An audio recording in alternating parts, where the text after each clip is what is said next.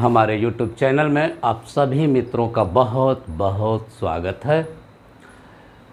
हम लोग दक्षिण पश्चिम मानसून पढ़ रहे हैं।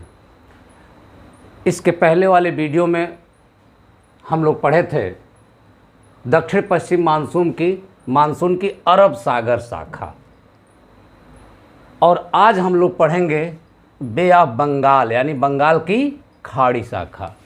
तो हम लोग इसको समझ चुके हैं, आज इसको हम लोग समझेंगे, यानी दक्षिण पश्चिम मानसून की बंगाल की खाड़ी शाखा को आज हम लोग समझेंगे। थोड़ा मानसून को समझने की ज़रूरत है।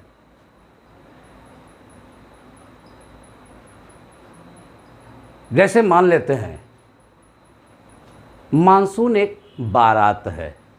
मानसून जो है एक बारात है। बारात में दूल्हा भी होता है, बाराती भी होते हैं, बजाने वाले भी होते हैं, आतिशबाज भी होते हैं। लेकिन मानसून में दूल्हा कौन है, इसे जानने की ज़रूरत है।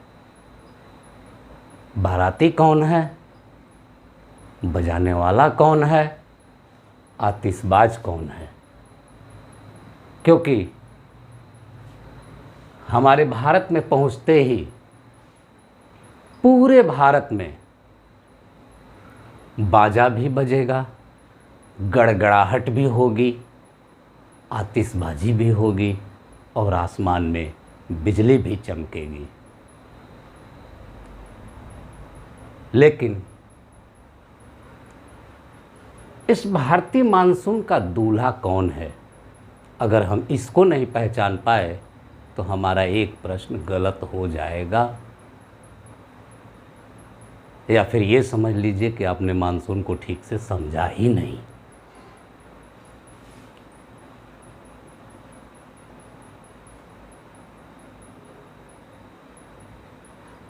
मैं बताता हूं। यूपीएससी ने एक बार पूछा था, व्हाट इज इंडियन मानसून।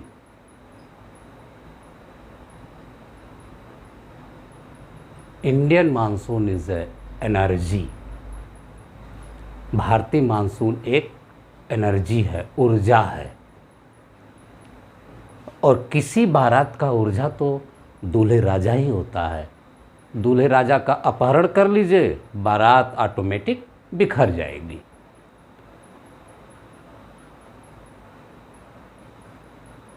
तो भारतीय मानसून में एनर्जी क्या है, जो कि दूल्हा है, उसको हम लोग कहेंगे, एनर्जी को गुप्त उष्मा शक्ति अर्थात लैटेंट हीट।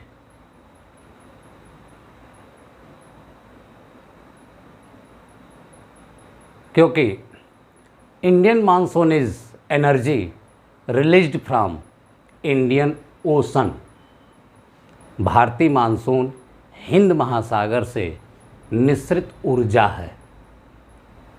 आखिर ये ऊर्जा क्या लाती है? नमी। किसके द्वारा लाती है? विंड यानी हवा के द्वारा। क्या करेगी? वर्षा यानी रेन करेगी। शौक से करेगी या मजबूरी में, इसको तो हम लोग समझ ही रहे हैं। ठीक है, तो आप समझ गए। निःसृत ऊर्जा, हिंद महासागर से जो ऊर्जा जलवाष्प के रूप में निकलती है, लेटेंट हीट जो उसमें होती है, वही तो मुख्य है मानसून का। न वो होगा न बारिश होगा। इसलिए अब आप तो समझ ही गए होंगे। आगे, अब उसके आगे हम लोग चलते हैं। पिछले वीडियो में हम लोगों ने पढ़ा था अरब सागर की शाखा। अरब सागर की शाखा जो हम लोग पढ़े थे, उसमें जो है पश्चिमी घाट पर जो है अरब सागर मानसून द्वारा जो मालाबार के तट पर यहाँ खूब वर्षा होती है, लेकिन मालाबार तट के कुछ ही दूरी पर केरल का कोरोमंडल तट पर बिल्कुल वर्षा नहीं होती। क्यों? क्योंकि इधर से जाने वाली वर्षा पश्चिमी घाट से टकराकर पश्चिमी घाट पहाड़ी के पश्चिमी हिस्से पर वर्षा करती है। उसके ऊपर से जो हवा जाती है उसमें जो है जलवाष्प की मात्रा नहीं हो पाती, इसलिए इन क्षेत्रों में यानी तमिलनाडु के कोरोमंडल तट पर वर्षा नहीं होती। हिंद महासागर से जो दक्षिण पश्चिम मानसून चलता है, चूँकि हमारे तट के पैरेलल जा रहा है, तो जब तट के पैरेलल जा रहा है तो तटीय क्षेत्रों में वर्षा नहीं होती है, यानी पूर्वी घाट पर हिंद बंगाल की खाड़ी शाखा द्वारा वर्षा नहीं होती है। जैसा कि आप देख रहे हैं हवाएं सीधे जा रही है, ठीक है। तो इन बंगाल की खाड़ी शाखा द्वारा पूर्वी तट पर वर्षा नहीं होती है, ठीक है। यह बंगाल की खाड़ी शाखा सबसे पहले शिलांग के पठार पर पहुंचती है। ये शिलांग का पठार है, शिलांग के पठार पर पहुंचती है। जब यह शिलांग के पठार पर पहुंचती है तो यहाँ शिलांग पठार पर गारो, खासी, जयंतिया 3 पहाड़ी हैं।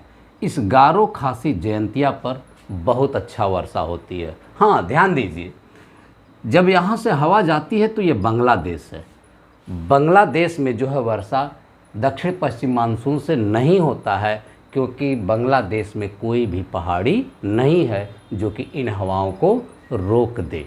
लेकिन फिर भी बांग्लादेश में जो है बाढ़ आती है, ठीक है, पानी की कमी नहीं होती है। क्यों?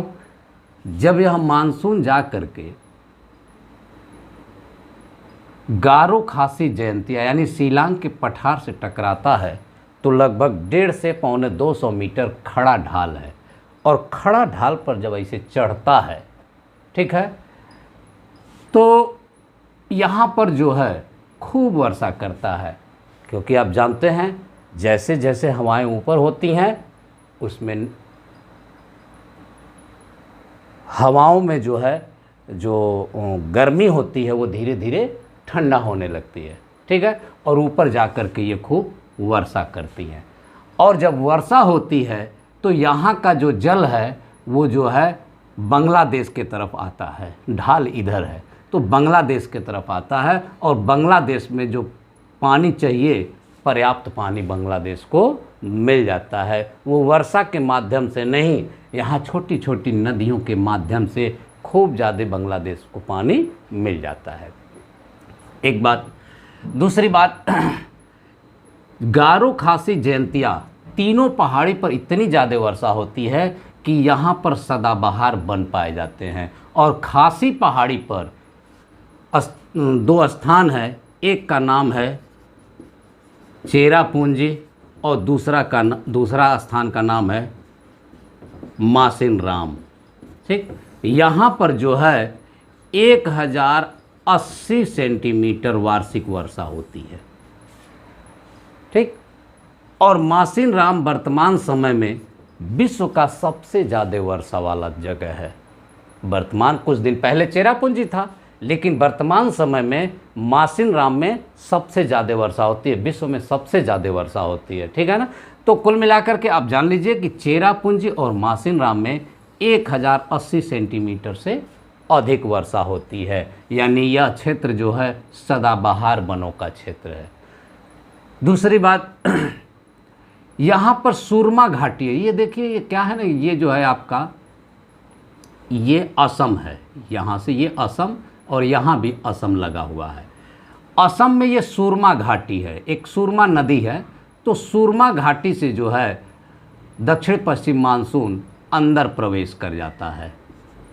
सुरमा घाटी से दक्षिण पश्चिम मानसून असम में पहुंच जाता है, जहां ब्रह्मपुत्र नदी घाटी में बहुत अच्छी वर्षा करता है। उसका कारण है, जब यहाँ इसके अंदर मानसून जाता है तो यह पर्वतों के बीच में जाकर के फंस जाता है। आप देखिए, उत्तर में हिमालय, पूरब में हिमालय और इधर शिलांग का पठार, यानी इधर भी जाता है तो भी ऊंचा, इधर भी आता है तो भी ऊंचा, इधर भी आता है तो भी ऊंचा, ठीक है। तो यहाँ पर जो है मानसून जो है बहुत ज़्यादा वर्षा करता है। इसी वजह से ब्रह्मपुत्र नदी में उस समय बाढ़ भी आ जाता है, ठीक, जिसे मानसून का कोहबर कर सकते हैं। जैसे एक दूल्हा जो है कोहबर में जाता है तो फंस जाता है। कोहबर में खिड़की नहीं होती है, एक दरवाज़ा अंदर घुसने के लिए होता है। जैसे दूल्हे के दूल्हे को जब कोहबर में ले जाते हैं तो यहाँ पर जो है कोहबर में जो है ये दूल्हा फंस जाता है और उसको इतना पसीना आता है कि यहाँ खूब ज़्यादा वर्षा होना शुरू हो जाता है। ठीक है, उसके बाद जब दूल्हा परेशान होता है तो खूब ज़्यादा पसीना होता है, यानी खूब ज़्यादा वर्षा होता है, यानी दक्षिण पश्चिम मानसून से यहाँ खूब ज़्यादा वर्षा होती है और उसके बाद धीरे से जो है एक पतला रास्ता से दूल्हा बाहर निकल जाता है। ठीक, तो यानी यहाँ भी वर्षा होती है। उसके बाद जो है इधर जो, हाँ एक चीज़ यहाँ देखिए आप, ये जो है देख रहे हैं ना, यहाँ मानसून गया, हिमालय पर्वत के कारण इधर मुड़ गया। यानी जो फैरल ने अपना नियम बताया था कि उत्तरी गोलार्ध में हवाओं की दिशा जो है दक्षिण पश्चिम से उत्तर पूर्व होगी, लेकिन पर्वत के कारण मजबूरी में वह हवा जो है एकदम विपरीत दिशा में आ जा रही है। ये प्रश्न आपसे पूछा जा सकता है उसका क्या कारण है, तो उसका कारण है पर्वत। यानी पर्वत नहीं होता तो यहाँ बारिश नहीं होती। ठीक, अब इस तरह से मानसून जो है इधर आ गया। एक शाखा जो है हुगली नदी के मुहाने से प्रवेश करती है। कहाँ? उत्तर के मैदानी क्षेत्रों में हुगली नदी के मुहाने से प्रवेश करती है, तो उत्तर दिशा में जाने के बाद यह पूर्व दिशा पश्चिम दिशा की तरफ चल देती है। ठीक है, क्यों? क्योंकि ऊपर जो है हिमालय पर्वत है। तो जब पूर्व दिशा में चलती है तो जैसे जैसे जो है मानसून जो है पूरब की तरफ जैसे जैसे मानसून पश्चिम दिशा की तरफ जाता है तो वर्षा करते हुए जाता है। जब वर्षा करते हुए जाता है तो यहाँ पर जो है अधिक वर्षा होगी। जैसे मान लीजिए ये कोलकाता मैंने बना रखा है, कोलकाता के बाद ये पटना है, पटना के बाद ये इलाहाबाद है, इलाहाबाद के बाद ये दिल्ली है। ठीक है, तो यानी कि जब मानसून जाता है तो कोलकाता में अधिक वर्षा होगी, उससे कम वर्षा पटना में, उससे कम वर्षा इलाहाबाद में, उससे कम वर्षा दिल्ली में। मतलब जैसे जैसे हम पश्चिम की तरफ, यानी मानसून हमारा पश्चिम की तरफ बढ़ता है मैदानी क्षेत्र में, तो वर्षा की मात्रा कम होती चली जाती है। क्यों? क्योंकि धीरे धीरे जो है वर्षा होने के कारण इसमें नमी की मात्रा कम होते जाती है। जैसे मान लीजिए यहाँ पर जो है आपके कोलकाता में 150 सेंटीमीटर वार्षिक वर्षा होती है, पटना में मान लीजिए 100 सेंटीमीटर वार्षिक वर्षा, इलाहाबाद में 76 सेंटीमीटर वार्षिक वर्षा और वहीं दिल्ली में 56 सेंटीमीटर वर्षा। आपसे पूछा जा सकता है शहरों का नाम दे करके कि सबसे ज़्यादा वर्षा कहाँ होती है। अब आपको ये ध्यान देना होगा कि मानसून सबसे पहले किस शहर में पहुंचता है। तो स्वाभाविक सी बात है कि कोलकाता में ज़्यादा वर्षा होगी। अब आगे बढ़ेगा तो उसमें और नमी की कमी हो जाएगी तो 100 सेंटीमीटर, आगे बढ़ने पर और नमी की कमी हो जाएगी तो इलाहाबाद में 76 सेंटीमीटर, और दिल्ली पहुंचते पहुंचते और नमी कमी हो जाएगी तो वहाँ पर जो है 56 सेंटीमीटर वर्षा होगी। ठीक, और दिल्ली के बाद जो है थोड़ा बहुत आगे बढ़ता है, यानी हरियाणा वगैरह में बारिश होती है। उसके बाद जो है जैसे जैसे आगे बढ़ता है इसमें जो है नमी की मात्रा कम होती जाती है, यानी वर्षा कम होती चली जाती है। यहाँ हमने समझ लिया। एक चीज़ और समझने की ज़रूरत है। फैरल महोदय ने बताया था कि उत्तरी गोलार्ध में हवाएं अपना दाहिने साइड में झुकती हैं, इसलिए जो ये हवा जा रही है दक्षिण पश्चिम मानसून इस रूट पर जब चल रही है तो दक्षिण पश्चिम मानसून हमेशा अपने दाहिने झुकने का काम करती है। इस तरह से दक्षिण पश्चिम मानसून अपने दाहिने झुकने का काम करती है, यानी शिवालिक के दक्षिणी हिस्से पर वह अच्छी वर्षा करती है, यानी शिवालिक को वह रगड़ते हुए चलती है। और आप जानते हैं कि किसी भी पर्वत पर जब कोई मानसूनी हवा चढ़ेगी, यानी कोई भी जलवाष्प युक्त हवा चढ़ेगी, तो जैसे जैसे ऊपर जाएगी उसमें जो है तापमान की कमी होता जाएगा। जब तापमान की कमी होगा, जैसे मैंने बताया था आपको कि जब पर्वत के ऊपर जो है हवाएं ऊपर चढ़ती हैं तो उसमें ऊपर जाने पर तापमान की क्या होगी? कमी होती। 165 मीटर की ऊंचाई पर 1 सेंटीग्रेड तापमान कम हो जाता है। तो जैसे जैसे ऊपर जाएगी उसमें तापमान की कमी होगी। ठीक है, तो ऊपर जाते वक्त तापमान की कमी को जो है हम लोग एडियाबैटिक ताप ह्रास कहते हैं। जब तापमान की कमी होगी तो सापेक्षिक आर्द्रता बढ़ जाएगी, और सापेक्षिक आर्द्रता बढ़ जाएगी और यहाँ पर जो है जलवाष्प जलबूंदों के रूप में बदल करके वर्षा करता है। यही कारण है कि शिवालिक के दक्षिणी ढलानों पर बहुत अच्छी वर्षा होती है, इसलिए यहाँ भी जो है आपका जो है सदाबहार वन पाए जाते हैं। नेक्स्ट पॉइंट, चूँकि मैदानी भागों में जब पश्चिम दिशा के तरफ दक्षिण पश्चिम मानसून बढ़ता है, तो मैंने अभी बताया आपको कि फैरल के नियमानुसार हवाएं अपने दाहिने झुकती हैं, यानी शिवालिक की तरफ हवाएं अपने क्या होती हैं बेटा, दाहिने झुकती हैं, अब यानी शिवालिक की तरफ झुकती हैं। यानी यहाँ का जो इलाका है बुंदेलखंड वाला, उत्तर प्रदेश का दक्षिणी हिस्सा और मध्य प्रदेश का उत्तरी, यानी ये जो बुंदेलखंड का इलाका है यहाँ पर वर्षा बिल्कुल नहीं होती, यानी सूखाग्रस्त इलाका रहता है। उसका कारण है हवाओं का दाहिने की तरफ झुकाव। यही कारण है कि बुंदेलखंड का इलाका आपका जो है सूखा रहता है। क्यों? क्योंकि यहाँ से हवाएं जो है दाहिने झुकती हैं। ठीक है, तो इस तरह से जो है आपको ये मानसून का रास्ता हमेशा याद रखना होगा। अगर आपको मानसून का रास्ता, जैसे यहाँ ये रास्ता है, यहाँ ये रास्ता है मानसून के अंदर प्रवेश, यानी पूर्वोत्तर भारत में मानसून आपकी सुरमा घाटी से प्रवेश कर रहा है, ये रास्ते आपको याद होने चाहिए, तब आपका मानसून से संबंधित कोई भी प्रश्न गलत नहीं होगा। ठीक है, तो इस तरह से आज हम लोग दक्षिण पश्चिम मानसून को पढ़ें। उसी समय जो है यहाँ पर जो है कुछ उष्णकटिबंधीय चक्रवात भी बनते हैं। उष्णकटिबंधीय चक्रवात आपके जो है पश्चिम दिशा की तरफ चलते हैं, और जब पश्चिम दिशा की तरफ चलते हैं तो जो आपका रायलसीमा तट है या फिर आपका जो है ये आपका उड़ीसा का जो तट है, उत्कल तट या उत्तरी सरकार तट कह लीजिए आंध्र प्रदेश का, ठीक है, इन तटों पर जो है अच्छी वर्षा होती है। और यह चक्रवात जो है जैसे महानदी घाटी है, महानदी घाटी से अंदर प्रवेश कर जाता है, और जब महानदी घाटी से अंदर प्रवेश कर जाता है तो यहाँ पर चक्रवात जो है आगे बढ़ता है और यहाँ तक चला आता है आपके अमरकंटक तक। और यह अमरकंटक के पास जो है जो अरब सागर की शाखा जा रही है, और इधर से जब चक्रवाती हवाएं पहुंचती हैं तो यहाँ पर क्लाउड बर्स्ट होता है, यानी बहुत अधिक वर्षा होती है। तो यह भी रूट आपको जानना ज़रूरी है। दूसरी बात, यहीं पर जो है छत्तीसगढ़ है। ये क्या है? छत्तीसगढ़।